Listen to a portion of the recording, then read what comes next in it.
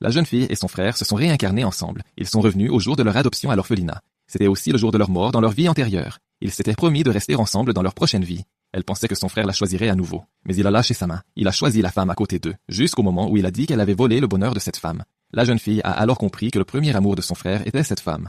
Comme la promesse de leur vie passée n'existait que pour elle, elle ne voulait plus de ce frère. Elle a accepté l'offre de la directrice et a choisi d'être adoptée par une famille riche. Dès qu'elle est arrivée devant la porte, son frère lui a barré le passage, lui disant d'arrêter de s'accrocher à lui. Mais cette fois, c'était elle qui n'avait plus besoin de lui. Au moment de leur séparation, la voiture de la famille riche est arrivée. La dame riche lui a demandé si elle acceptait d'être adoptée par leur famille. La jeune fille a répondu qu'elle le souhaitait vraiment. Elle a donc été conduite à la villa.